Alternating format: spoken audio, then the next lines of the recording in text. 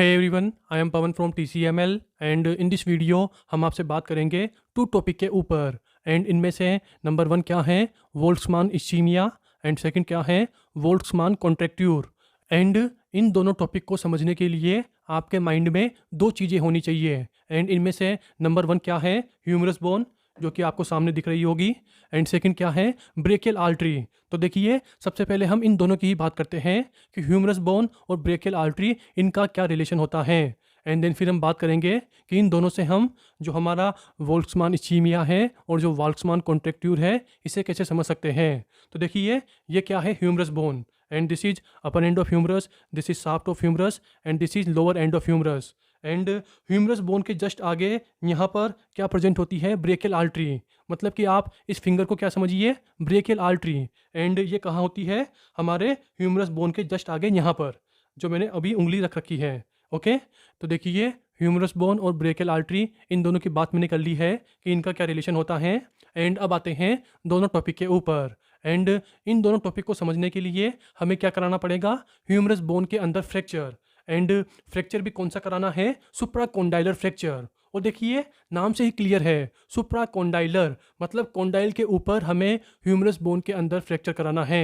And condyle को आप कहाँ पढ़ते हो ह्यूमरस बोन के लोअर एंड के अंदर मतलब कि यहीं क्या होगा एल्बो जॉइंट और यहीं पर क्या मिलते हैं कोंडाइल ऑफ ह्यूमरस एंड यहाँ पे शोल्डर जॉइंट होगा तो ये क्या होगा this is medial condyle and ये क्या होगा लेटरल कोंडाइल। एंड इन दोनों कोंडाइल के ऊपर मतलब यहाँ पर क्या होता है सुप्राकोंडाइलर फ्रैक्चर। एंड मैंने आपको बोला कि यार यहीं पर क्या होती है हमारी ब्रेकियल आर्टरी। ओवरऑल न्यू है कि सुप्राकोंडाइलर फ्रैक्चर इसने क्या किया जो हमारी ब्रेकियल आर्टरी थी इसको इंजर्ड कर दिया। मतलब कि जो आर्टरी थी या तो वो टीयर हो गई मतलब आर्टरी फट गई या फिर बोल दीजिए आर्टरी कंप्रेस हो गई।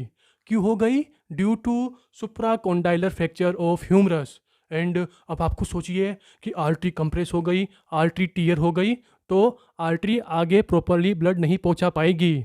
मतलब कि आप अज्यूम कीजिए कि आर्टरी यहाँ पर कंप्रेस हुई एंड इसके जस्ट आगे यहाँ पर क्या होगा हमारा फोर आर्म। अरे यार ह्यूमरस बोन कहाँ पे होती है आर्म में होती है एंड आगे क्या होती है फोर आर्म। ओके तो ओवरऑल जो हमारी फोर आर्म्स की मसल्स होती है उनको प्रॉपरली ब्लड नहीं पहुंच पाएगा। क्यों नहीं पहुंच पाएगा क्योंकि सुप्राकोंडाइलर फ्रैक्चर के कारण हमारी ब्रेकियल आर्टरी कंप्रेस हो गई या फिर बोल दीजिए टीयर हो गई। इसीलिए फोर आर्म की मसल्स को प्रॉपरली ब्लड नहीं पहुंच पा रहा है। मतलब कि क्या हो गया फोर आर्म मसल्स को ब्लड सप्लाई कम हो गई एंड ब्लड सप्लाई कम हो गई इसे हम क्लिनिकली या फिर बोल दीजिए मेडिकल टर्म में क्या बोलते हैं इश्चीमिया। ओके एंड जो हमारा पहला टॉपिक था ना वोल्ट्समान इश्चीमिया वो यही है।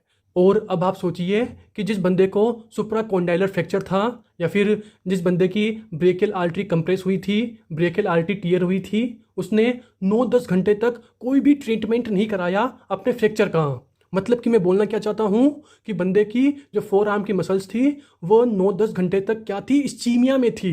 उन मसल्स को फोर आर्म की मसल्स को 9-10 घंटे तक प्रॉपरली ब्लड नहीं मिल पा रहा था। एंड अब आप खुद सोचिए कि यार मसल्स को जो भी हमारी फोर आर्म की स्ट्रक्चर है उन्हें प्रॉपरली ब्लड नहीं मिलेगा लॉन्ग टाइम तक तो क्या हो जाएगा नेक्रोसिस हो जाएगी।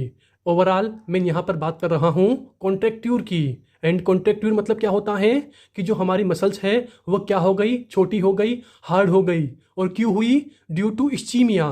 अरे यार बंदे को फ्रैक्चर था ना बंदे की आर्टरी दब गई थी कंप्रेस हो गई थी टीयर हो गई थी इसके कारण इश्चीमिया हुआ।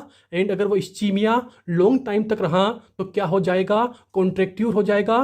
कॉन्ट्रैक्ट्यूर मतलब कि जो मसल की लेंथ है वो छोटी हो जाएगी एंड मसल क्या हो जाएगी हार्ड हो जाएगी। ओके तो ओवरऑल आप मेरी बात समझ गए होंगे कि मैंने यहाँ पर सेकंड टॉपिक की भी बात कर ली मतलब कि वोल्ट्समान कॉन्ट्रैक्ट्यूर। एंड वोल्ट्समान कॉन्ट्रैक्ट्यूर इसी का ही दूसरा नाम क्या है वोल्ट्समान इश्चीमिया कॉन्ट्रैक्ट्यूर। मतलब कि पहले क्या हुआ इश्चीमिया हुआ एंड अगर वो इश्चीमिया लॉन्ग टाइम तक रहा तो क्या हो जाएगा कॉन्ट्रैक्ट्यूर हो जाएगा।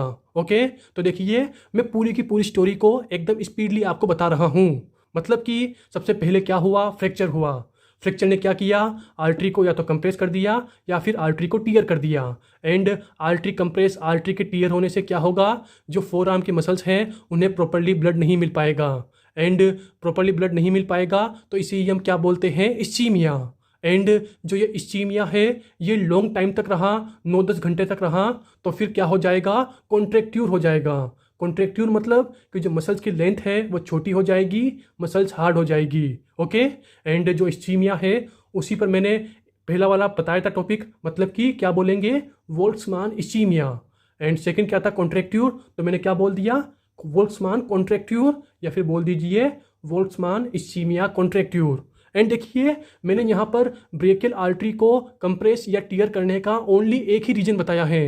क्या बताया है, हमारा सुप्राकॉन्डाइलर फ्रैक्चर। देखिए और भी रीजन हो सकते हैं, मतलब कि आप अज्यूम कीजिए कि आपके पास कोई एल्बो जॉइंट फ्रैक्चर का पेशेंट आया और उस पेशेंट के अंदर जो आपने प्लास्टर लगाया वो कुछ ज़्यादा ही टाइट बांध दिया।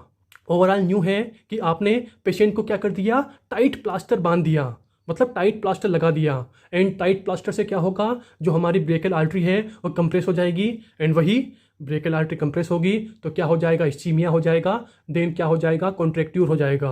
ओके, तो ओवरऑल मैंने यहाँ पर दो रीजन बता दिए, वोल्क्समान इस्चीमिया और कॉन्ट्रेक्ट्यूर के। पहला क्या है, सुप्राकॉन्डाइलर फ्रैक्चर, दूसरा क्या है, टाइट प्लास्टर। ओके, और भी रीजन हो सकते हैं।